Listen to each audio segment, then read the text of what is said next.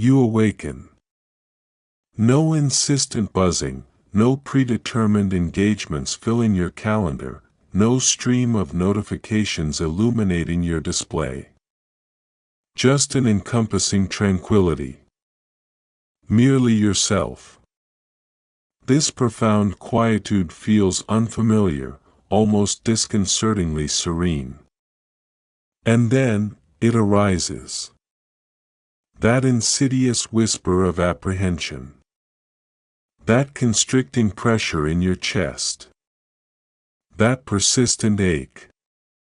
Not a yearning for companionship, but a deep-seated craving for evidence that your existence holds significance for another soul. This is the critical juncture where a great many individuals instinctively retreat. They instinctively reach for their devices. They compose messages to individuals they know they ought to leave undisturbed. They navigate through endless streams of digital diversion simply to manufacture a sense of connection, however superficial. This reflex is often ingrained because societal narratives have conditioned us to believe that silence is indicative of deficiency, that if no woman is contacting you, if no friend is calling, perhaps you are lagging behind, perhaps you are deemed undesirable, perhaps you are succumbing to failure. According to Stoic philosophy, external validation such as calls or texts falls into the category of preferred indifference, things that might be pleasant to have, but upon which our inner peace and worth should never depend. To base our self-evaluation on their presence or absence is to surrender our internal sovereignty to external caprice. Yet, what if this prevailing quiet is not a form of chastisement? What if it represents an aperture? A portal that most men are simply too apprehensive to traverse. Observe, the world has instructed you to harbor fear towards solitude. But no one has revealed what transpires when you deliberately lean into it, when you cease the relentless pursuit of external clamor and finally confront the stillness within. For here lies the fundamental truth: the man who welcomes his solitude, who embarks on a solitary path by conscious volition, is not frail or lacking. He possesses a potent, almost formidable, inner strength. This profound message is not disseminated for every man indiscriminately. It is directed towards those who have grown weary of perpetually being relegated to the last choice, exhausted by the perpetual need to perform for the sake of gaining approval, tired of diminishing their essence to conform to spaces they have long since surpassed. It is specifically for the individual who has concluded his flight from himself and stands poised for elevation. In a contemporary landscape saturated with strident viewpoints and a desperate scramble for external attention, the man who consciously opts for tranquility and stillness becomes undeniably memorable. This is not an act of isolation, it is a profound reclamation of self. You are not evading the world, you are undertaking a vital journey back to your own core being. Far too many individuals drift aimlessly from one romantic entanglement to the next, from one occupational pursuit to another, from one superficial acquaintance to the subsequent, relentlessly pursuing validation as if it were life-sustaining oxygen.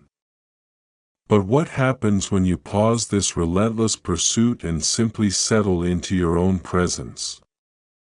When you ask yourself, what would transpire if I ceased this external chase and merely sat with myself? The answer is nothing short of transformative. Your cognitive faculties sharpen with newfound focus. Your inherent voice acquires depth and resonance. Your discerning standards naturally ascend. And here unfolds the intriguing paradox, a principle well understood in Stoic philosophy. The very moment you relinquish the need for others to acknowledge your intrinsic worth, recognizing that your value is inherent, not externally conferred, is precisely when they invariably begin to truly perceive it. Stoicism teaches that our virtue and reason are the only true goods, entirely within our control. When we cultivate these internally, external recognition, if it comes, is merely a byproduct, not the goal. Before we delve deeper into this exploration, I urge you to commit to this journey by articulating a single declaration. I choose solitude to cultivate my fortitude. Pen this not because the words possess a pleasing cadence, but because you are unequivocally finished with concealment.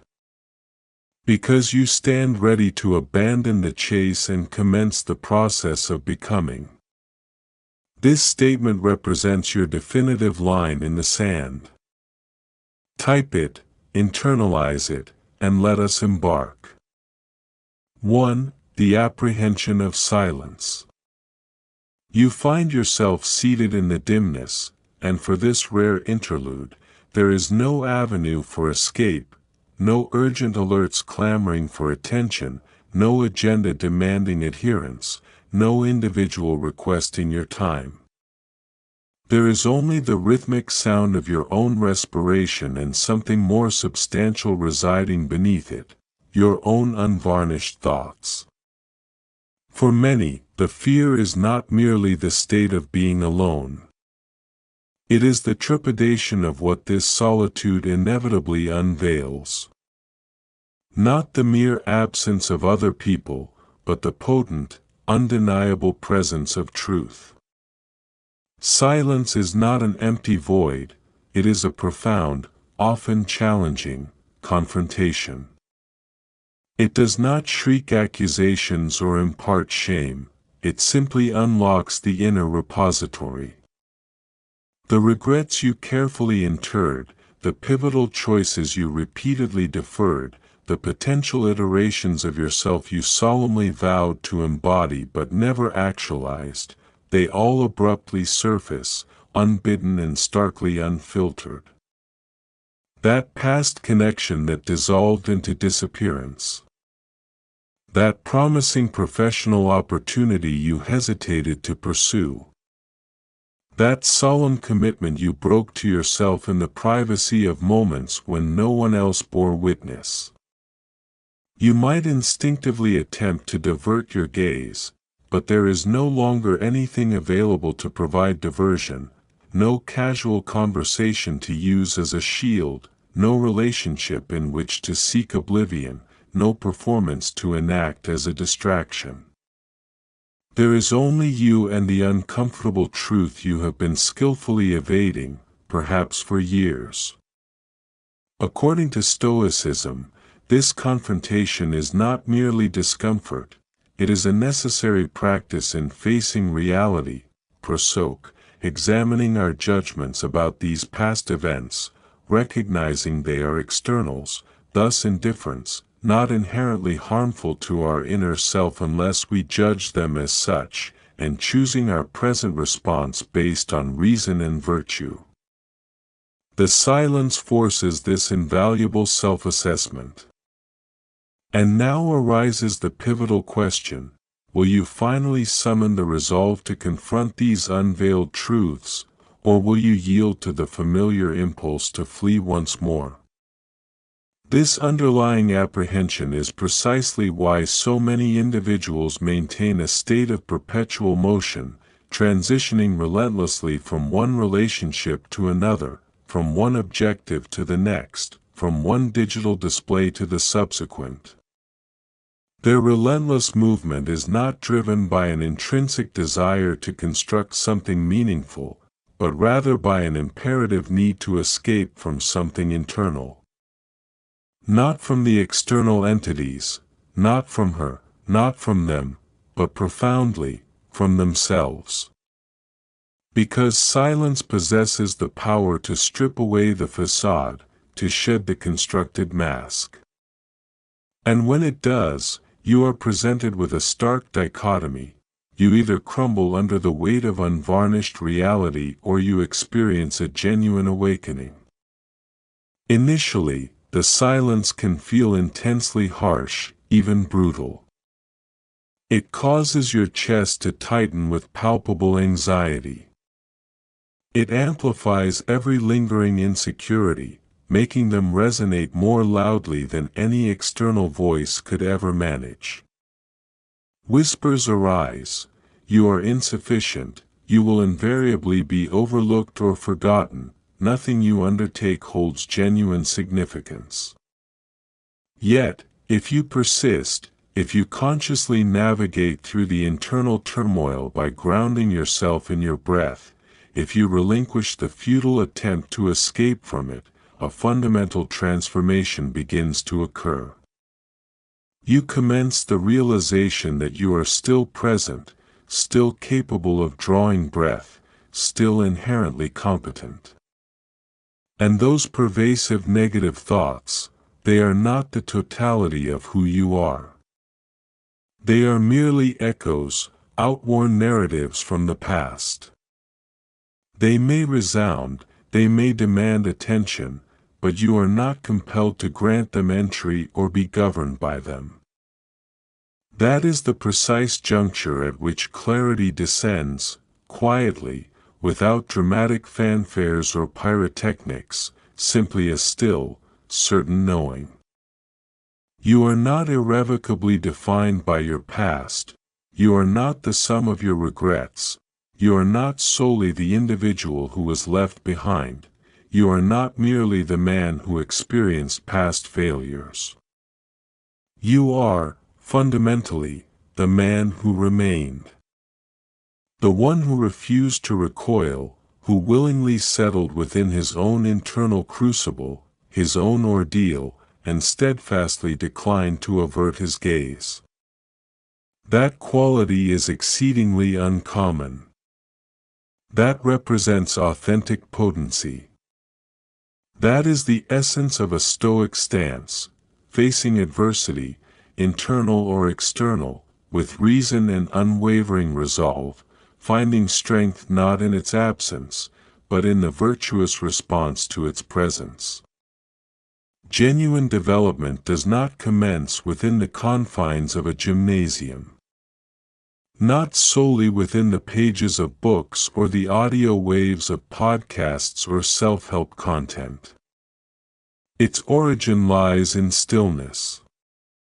It begins the instant you render the decisive judgment that your inner reality is worthy of confrontation.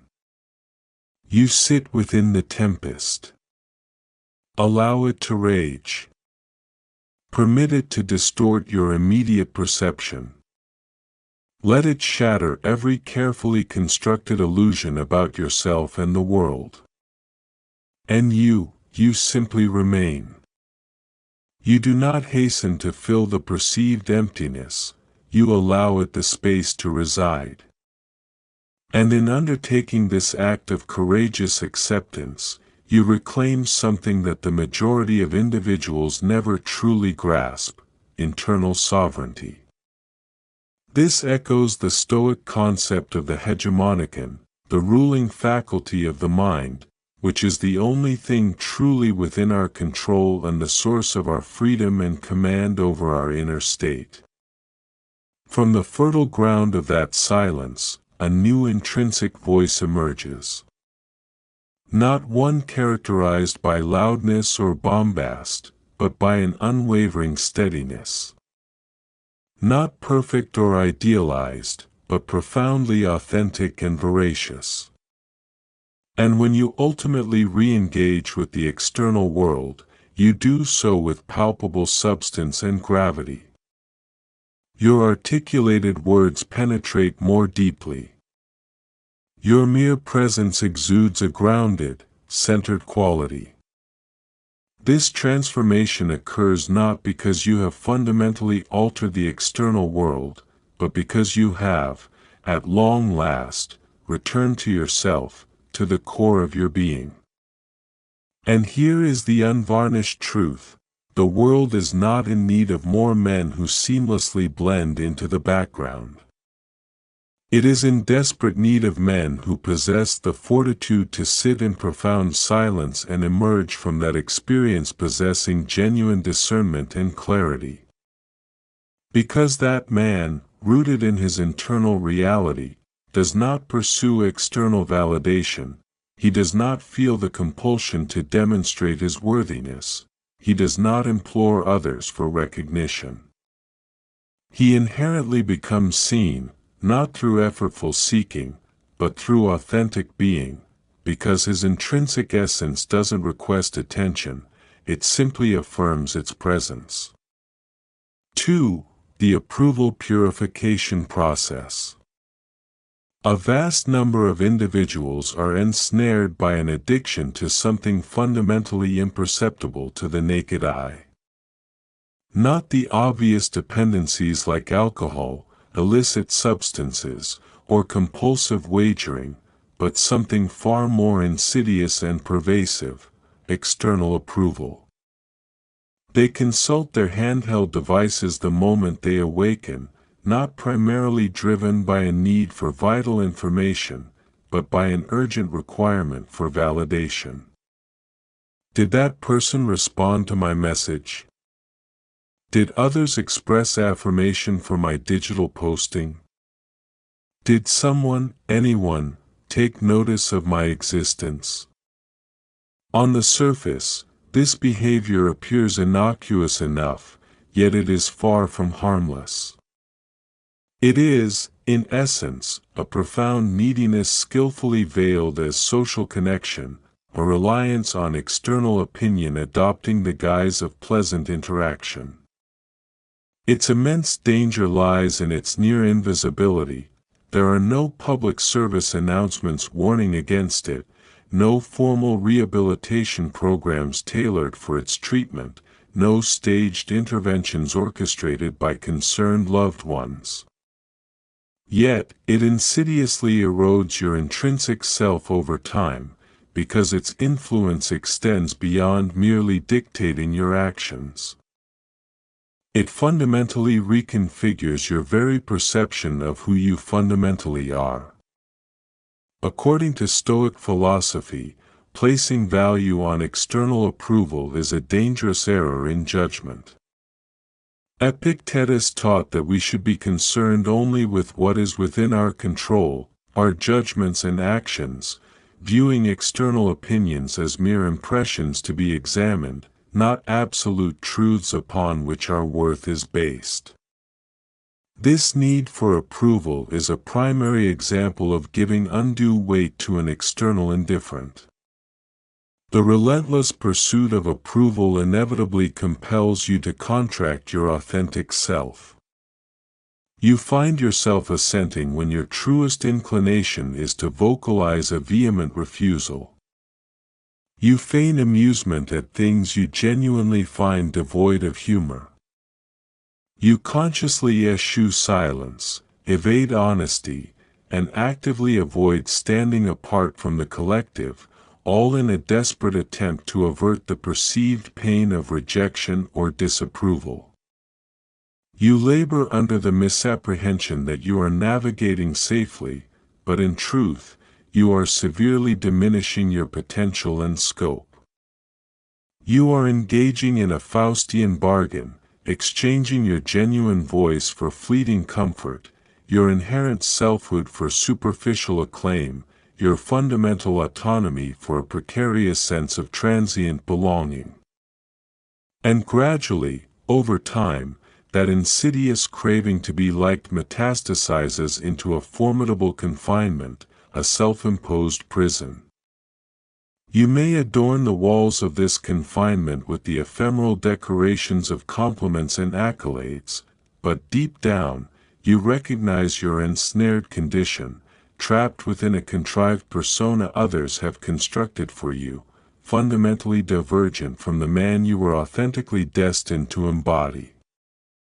Here is the stark reality: external approval functions like a powerful, albeit temporary, stimulus. It delivers a rapid surge of affirmation, then swiftly dissipates, leaving you, much like any addictive experience, in a state of requiring progressively more, increased external attention, augmented validation, heightened degrees of performance. But inevitably, this demanding cycle leads to profound exhaustion and burnout. Not because you are inherently weak or deficient, but because you have been compelled to wear a burdensome facade for an excessively prolonged duration. And facades, irrespective of their perceived appeal, grow exceedingly heavy. However, there exists an alternative avenue, a divergent path. It is by no means an effortless journey, yet it is profoundly genuine and leads to authentic liberation. It commences with a deliberate process of purification, an approval detox. You conscientiously cease the habitual consultation of your device every few moments. You discontinue the practice of molding your viewpoints and beliefs to align seamlessly with the prevailing sentiment of the room you occupy. You begin the courageous act of posing more penetrating, uncomfortable inquiries to yourself. Am I engaging in this action because I genuinely believe in its intrinsic value and purpose, or primarily because I harbor a desire to gain acceptance or be favorably perceived by others? That single, incisive question alone possesses the power to fundamentally alter your entire perspective and course of action. You cease the desperate pursuit of facile or rapid endorsements. You abandon the tendency to apologize or justify the existence and maintenance of your personal standards and principles. You discontinue the exhausting effort of explaining your motivations and positions to individuals who, in truth, were never truly attentive in the first place. Initially, this process can indeed feel akin to symptoms of withdrawal. You keenly perceive the newly created space, the emotional distance, and the unsettling chorus of voices within your own consciousness posing the anxious query, what if they no longer hold me in favorable regard? But you consciously choose to abide within that discomfort. You navigate through it, anchored by your breath, permitting the unease to refine and hone your resilience. This is Stoic discipline, embracing discomfort voluntarily to strengthen the soul, seeing it as an opportunity for practice rather than a state to be avoided at all costs. The voices of doubt are mere impressions. You train your ruling faculty to refuse assent to judgments based on external validation. And gradually, inexorably, a new, authentic voice manifests. Not characterized by excessive volume or ostentation, but by an unwavering solidity and conviction. It is your genuine voice, the one that has been submerged beneath years of contrived performance and affectation. It is the voice that articulates not with the primary aim of being heard or applauded, but because it possesses an intrinsic imperative to speak its truth. Then, the profound transmutation truly begins. You cease sending messages solely for the purpose of maintaining a precarious sense of visibility or relevance. You stop forcing laughter when genuine amusement is absent. You commence the sacred act of honoring your finite time, your inviolable integrity, your internal serenity. Others inevitably take notice. They sense a palpable difference in your presence, a distinct gravity in your demeanor, a settled tranquility residing within your gaze. You no longer require external attention, you inherently command regard. That is the quintessential paradox, a reflection of the Stoic principle of focusing on being virtuous rather than appearing virtuous. When you relinquish the striving to be seen by external eyes, you become inherently undeniable and impossible to disregard. Because individuals who relentlessly pursue external approval tend to assimilate and blend indistinguishably into the background.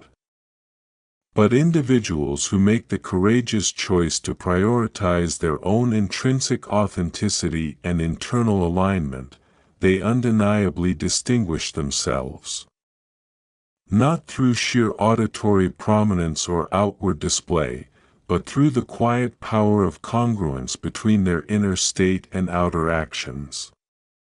You possess a clear, unwavering conviction regarding your fundamental beliefs. You establish and uphold definitive boundaries regarding what you will allow into your life and influence your being. And perhaps most significantly, you possess an intimate understanding of who you fundamentally are in those private moments when no external observer is present. That is the caliber of individual whose presence resonates and endures in the memory of others. Not because he was necessarily loud or attention-grabbing, but because he possessed an impregnable, resolute core.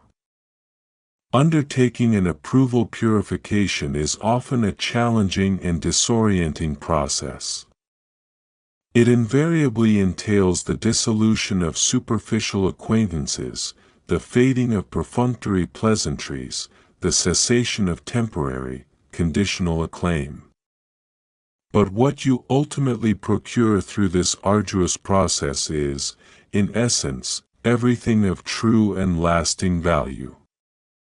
You acquire authentic esteem, not exacted through demand, but naturally attracted through genuine substance. You gain a profound, settled tranquility, not derived from self-concealment, but from the courageous act of asserting your authentic self.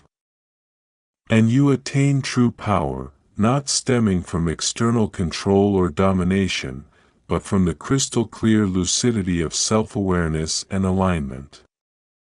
This aligns perfectly with the Stoic definition of power as self-mastery and clarity of judgment, the ability to govern one's own internal responses and focus solely on virtuous action, rendering external circumstances irrelevant to one's well-being. Therefore, pose this vital inquiry to yourself: are you still conducting your existence primarily to gain external acceptance? Are you still perpetually modifying your intrinsic nature and behaviors in an attempt to accommodate the comfort levels of others? Or are you, finally and unequivocally, prepared to make the profound choice to prioritize your own authentic self and internal integrity? Because once you genuinely commit to this internal affirmation, something profoundly shifts. You cease the wearying pursuit. You discontinue the need for incessant justification. You suspend the exhausting act of performance. You simply commence the authentic process of becoming, and the world, in its own time, witnesses the quiet power of that transformation. 3. Discernment through solitude. In the trajectory of every individual's existence, there arrives a juncture when the pervasive external clamor gradually subsides. And what remains in its wake is a state of stillness, not artificially imposed or a mere vacuum, but a profound, settled quietude. And within the nurturing embrace of that silence, something immensely powerful unfolds. For the initial time in what may feel like an extended period, the obscuring mist begins to dissipate. This does not occur because the external circumstances of the world have somehow magically transformed, but because you have deliberately withdrawn yourself from their incessant influence. You have consciously attenuated the intensity of external expectations, the relentless pressure to conform, the perpetual barrage of transient opinions, and consequently, you are finally capable of perceiving what has resided, patiently awaiting discovery, beneath all that superficial noise throughout. That waiting entity is your authentic self. Solitude is not synonymous with isolation.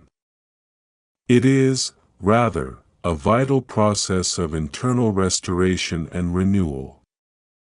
It represents the deliberate act of systematically stripping away every layer, every influence, every adopted characteristic that is fundamentally not intrinsic to your core being, thereby enabling you to finally perceive with clarity what truly constitutes your authentic self. In the midst of perpetual external chaos, you tend to be purely reactive, perpetually hurried, constantly adjusting, conforming, and performing. You are ceaselessly evaluating yourself against external benchmarks, verifying if you are doing it correctly according to someone else's mutable standard. However, when you consciously embrace solitude, you commence a natural deceleration. You begin to cultivate the capacity to observe your internal landscape and external reality with detachment, rather than merely reacting impulsively. You become acutely cognizant of precisely what stimuli you are permitting entry into your consciousness, your allocation of time, and the sanctity of your spirit. You recognize, often with striking clarity, the extent to which a significant portion of your thought patterns, aspirations, and even your fundamental concept of a desirable lifestyle were never genuinely your own. The goals you pursued were external impositions, the mode of existence you adopted was a borrowed template, even the very definition of success was handed to you by others. And for a considerable duration, you have been relentlessly pursuing a version of life that has never authentically resonated or felt like your true home. According to Stoicism, many of our false beliefs and values come from unexamined external impressions or societal norms. Solitude provides the quiet space necessary to apply reason and distinguish these external impositions from our own rational nature and authentic desires, which is crucial for living a virtuous and fulfilling life.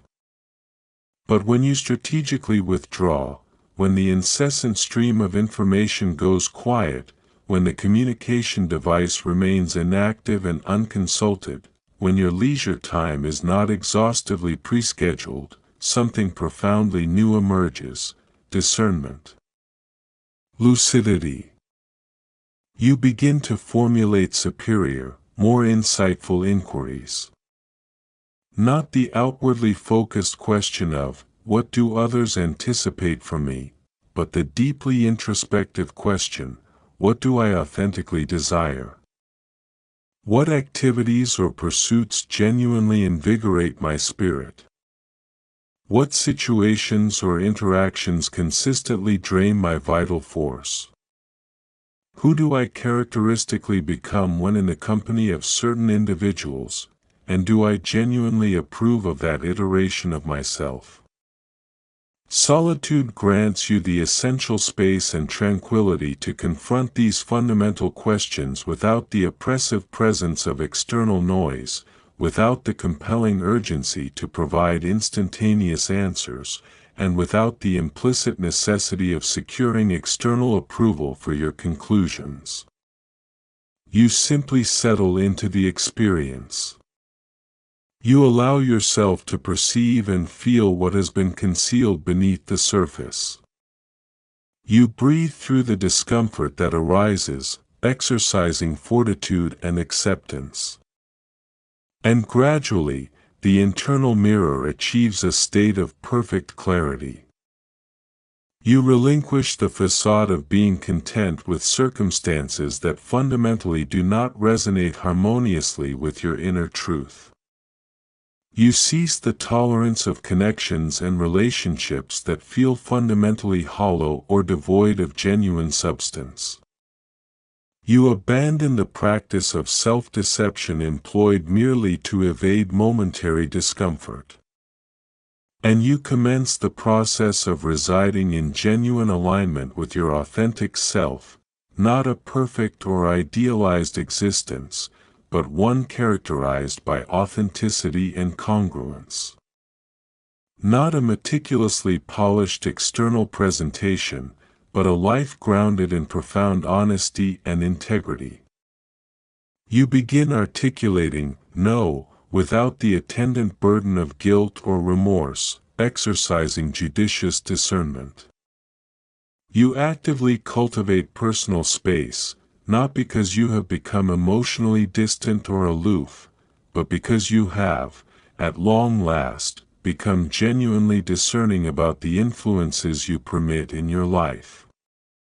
You initiate the process of severing ties, not driven by reactive anger or resentment, but guided by the quiet illumination of newfound clarity. This is consistent with Stoic advice on managing relationships, focusing on acting virtuously within them, but recognizing that others' actions and the continuation of the relationship itself are externals not fully within our control. Severing ties, when necessary for one's internal integrity and peace, can be a rational act of self-preservation for the soul. Solitude's effect extends beyond merely decluttering your mental landscape. It profoundly sharpens your perspective and enhances your internal vision. You become inherently intentional in your daily existence. You no longer awaken with the primary objective of merely surviving the ensuing hours. You rise with a palpable sense of direction and purpose. Your daily practices and routines become seamlessly aligned with your deepest aspirations and values. Your chosen circle of associations increasingly mirrors the principles and virtues you hold dear. Your immediate environment transforms into an external reflection of the authentic individual you are becoming, rather than a mere stage upon which you attempted to portray someone you were not. And something else profoundly shifts within your being. You cease feeling the obligation to expend energy explaining your deliberate choices and life path to individuals who are fundamentally incapable or unwilling to comprehend them.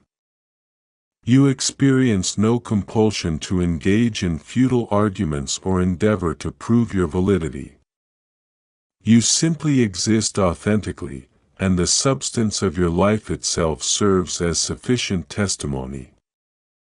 That is the precise point at which you realize you are no longer susceptible to unnecessary drama or conflict.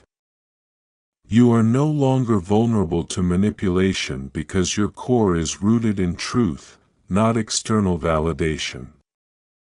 You are no longer easily swayed or influenced by superficial clamor or transient trends. You are, at your core, anchored. And that deep-seated rootedness renders you fundamentally unyielding to external pressures. Others may hold divergent views, they may fundamentally misunderstand your motivations, they may even elect to depart from your life. And yet, you steadfastly remain centered and grounded. This resilience stems directly from Stoic training. Others' opinions or actions are indifference. Our inner peace is maintained by adhering to our own virtuous judgments and remaining aligned with our rational nature, which is entirely within our control.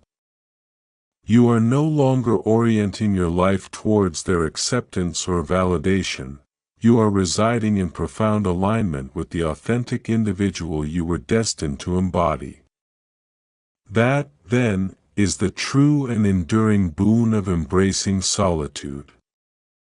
It acts as a purifying flame, burning away the pervasive distractions that fragment your focus. It incinerates the incessant external noise that seeks to dictate your internal state. It consumes the ephemeral versions of yourself that were never authentically yours, shaped by external pressures or borrowed aspirations. And what remains in the aftermath of this purifying process is a man possessing a quiet, settled tranquility residing within his chest and a palpable sense of purpose guiding his every stride. He does not articulate words with the intention of merely impressing others. He speaks because the substance of his message possesses intrinsic significance. He does not engage in relentless pursuit. He dedicates his energy to profound construction, building character, building a life of meaning. And he no longer requires external comprehension, because he has, at long last, achieved a profound and clear understanding of himself.